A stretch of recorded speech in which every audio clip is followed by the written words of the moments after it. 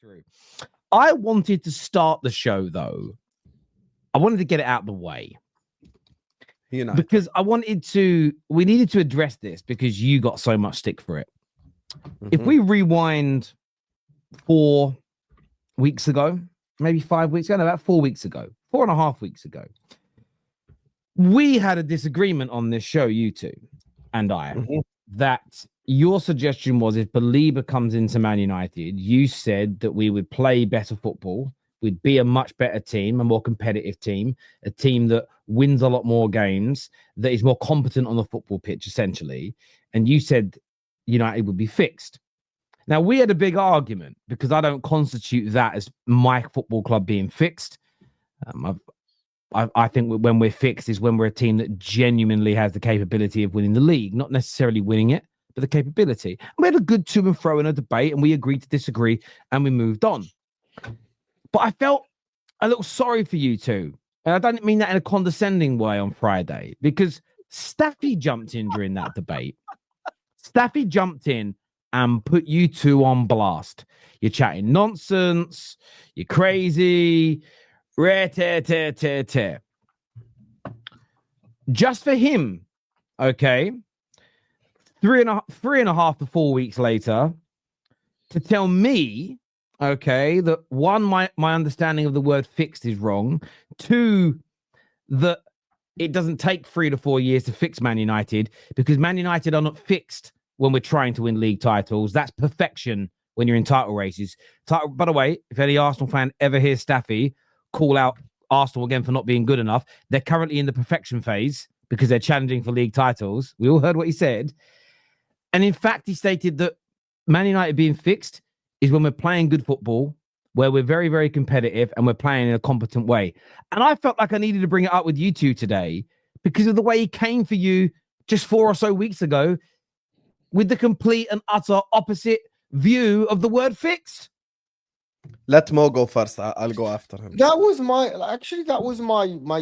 explanation of fixing. Like, I'm not saying that fixing Man United is you winning every trophy. Is you being up there with the best of the best in the world, like just competing for Champions League, for the Premier League. Like that, the winning thing is the next step. Is basically you're winning the title. That you're crowning how you fixed your club. The problem with the Man United fan base is just, to be honest with you.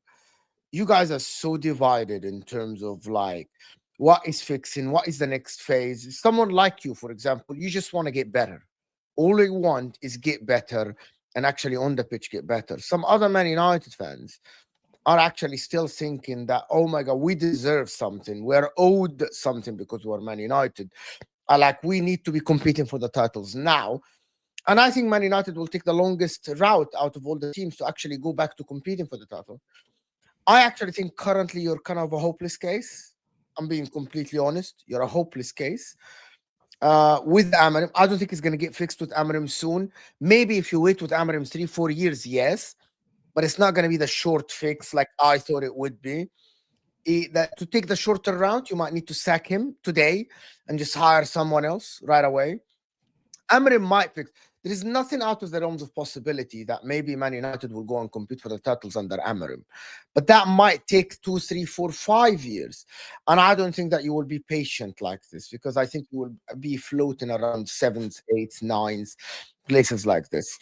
And I actually realized the problem is not Bruno Fernandes. The problem is not Meno. It's not Mbuemo. It's not Maguire, actually. It's none of these guys. It's not the players, as people want to say.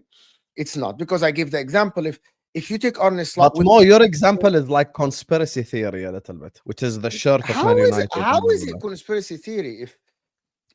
Because if I ask anyone... You think the shirt is just heavy for people, basically? If I tell anyone in the world, and no one can answer me other than the expected answer, if Liverpool tomorrow, the same team, the same manager, just take the squad with the manager, switch them, make them train at Man United facility, get them 1 week at Man United, do you think they will be challenging for the title? No, they won't. They won't be. I think the culture is going to be there.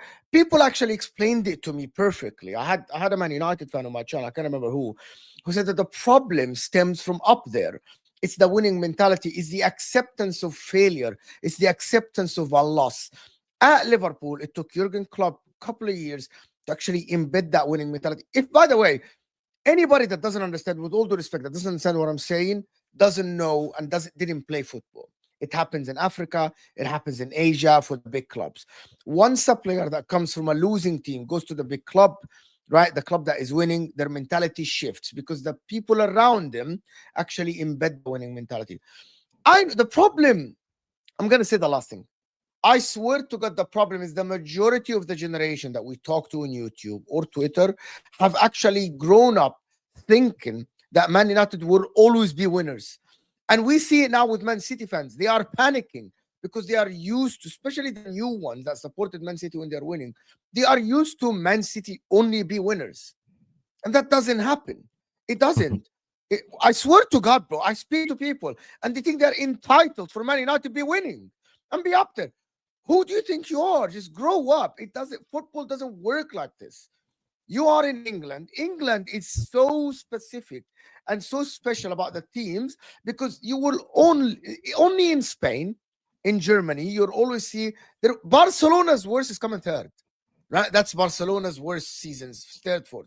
In England, you can be Arsenal and come eighth. You can be Man City. You can be Spurs and come 17th. It happens because in England, there is more than 2-3 teams that compete for titles, right? Like, that is what people need to understand. You, Man United, and not you, Terry, Man United team and Man United Football Club might be the big one in revenue and stuff like this. In terms of fear, in terms of on the pitch, you're not feared like a big club. Nobody plays Man United in the world and fearful of Man United. And fear is a big factor. Sam was saying it. They're the Shaitan club now. Like, they're the Devil's Club, Liverpool. When we have Chelsea fans telling us that they already are accepting the loss at Stamford Bridge against Liverpool, that's fear. That's what Man United used to be in the 90s and the 2000s. You're playing Man United, it doesn't matter if it's John O'Shea, it doesn't matter if it's Wes Brown, Darren Fletcher, it doesn't matter. It's Manchester United. You're telling me that the Man United team now is worse than John O'Shea, Wes Brown, Raphael, and his brother's name? No, they're Anderson in the midfield. You still won titles because you still had the heritage, that shirt. Bro, Al Ahly in Egypt is the same, and Hussam knows exactly what I'm talking about. It doesn't matter who plays for Al Ahly. It doesn't matter which player plays for Al Ahly. They're just winners. The club is winners. Yeah, I want to go to this super chat for a second because it says that the fixed debate is muddled by the fact that it needs stages. Some see early stages constituting the club as being fixed, while others don't. What we can all agree on is that United is broken, and changing that takes time. And I think this is the conversation for me, because I got very annoyed talking to Staffy, not because I disagreed with his opinion. It was just the constant he said to me afterwards, don't use the word fixed, Terry. People get confused by it. I don't think Man United fans are confused by what the term fixed means when I then explain it. And I think we often get sort of caught up in the words we're both using to describe a situation. I completely agree with Staffy, and this super chat's perfect. It's going to take time to get to that stage of being able to compete for a league title and be genuine contenders every year. Now, I don't think that's seeking perfection, because I think seeking perfection would be, I want to win the league title nearly every season. I think that is a ridiculous standard to set before you look at it. And when I say fixed, I mean where we can lose games and not win titles and not win trophies, and I'm not losing my mind because I always know we're going to be there or thereabouts. And I think with what we spend on players, what we pay in wages, I don't think that's the wrong level of expectation. I think that's very different from having a feeling we've got a God-given right to win.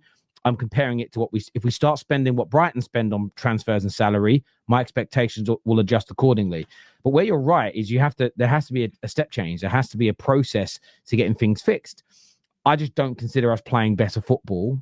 I just don't consider us being, for example, and I get where Staffy's coming. And I look, part of it, and I use Staffy as an example because this is why the debate came back up. Every time there's a manager in, manager out debate, the people that are vehement subscribers to either side, the toxic guys that want him in, they won't hear any criticism against him. The people that want him out, anything that's perceived as defending him, they push back against. So when people like me say it's going to take 3 or 4 years to fix this, I mean, you're removing the context of I'll be on a match reaction talking about the game, and then I'll get a super chat that will say, how long do you think it's going to take us to be fixed, Terry? and get back to winning titles. I sit there and say 3 to 4 years for an Amorim outer to interpret that as me defending Amorim, suggesting that means we have to give a manager who's struggled in 4 years. It's not what's being said, but I think what happens is your anger, your frustration, your desperation for United to be better is just stopping your brain from understanding that the reason that was brought up. I mean, typically speaking, I wouldn't bring it up on a match reaction, but we are YouTubers who are to a degree beholden to our audiences. If right now £100 super chat comes in and says, can you guys please discuss a game last night in League One? Out of respect for a super chat of that size, I'd sit here and start Googling it and start reading it and talk about it because that audience member wanted it. And if loads of people started super chatting about a certain subject, you go with the audience. Just message 101 to anyone who wants to be a streamer. You might have an agenda, but your audience dictates which way and what direction the show goes in by, and especially when people are super chatting and donating to keep your channel going. You know, back in the day, people used to get a PayPal. There you go, or there you go. There's a drink or there's a whatever. Now they actually get to get involved in the show, and it's an amazing thing YouTube created. But let's park that for a second. I agree with Staffy that before we can ever get back to winning titles or challenging for them, which is a stage lower, we've got to become competent and more consistent in our performances.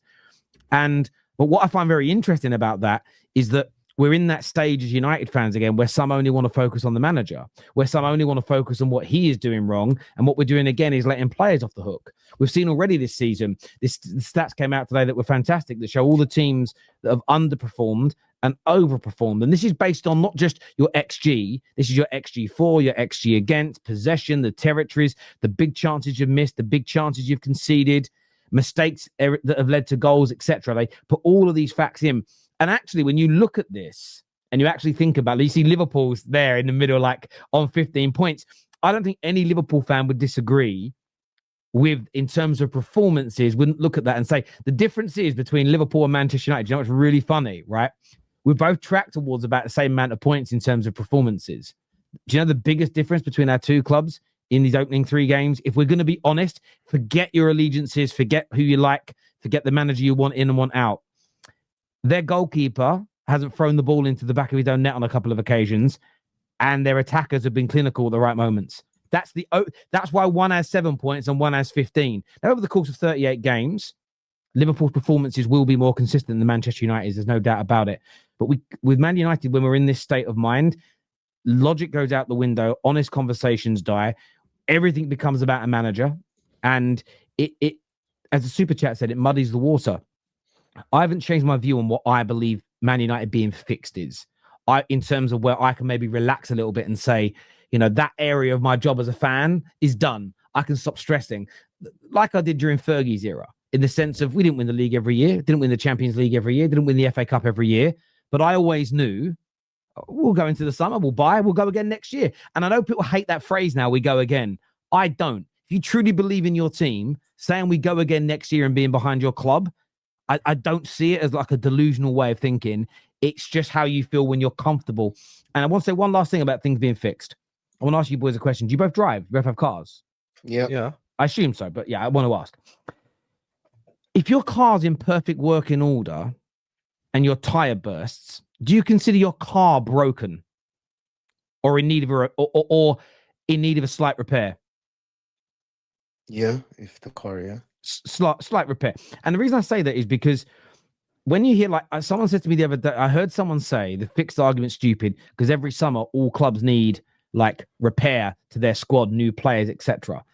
And I was like, yeah, think of it like a car. You might get a crack on your windscreen. You might have a slow puncture in one tire. You might need, I don't know, some paint work being done. There might be a little noise rattling inside, but your car still works, right? It still moves. There's always maintenance that's needed on any car at all times. Today, even to brand register new my one. car, I needed to just paint it with £20. Like, I needed to paint the sides because when my mom was driving it, she scratched a wall like this, so they didn't allow it to be registered until it's like fixed, basically. So There we go. And that's the way I view Manchester United. We're never going to no football club is ever going to be in perfect working order without a problem, without an injury, without someone that wants to leave or a member of the board wants to go. You're always going to have to fix small things. But Manchester United right now, if we were a car, we don't have an engine. the paintwork shot, the wheels are on the floor. Like, we're not in working order as far as a big club is concerned. So I just refrain from using the word fixed until we're at that point where cosmetics things are all we kind of need, little bits here and there. But we're a long way from that still. I'll say this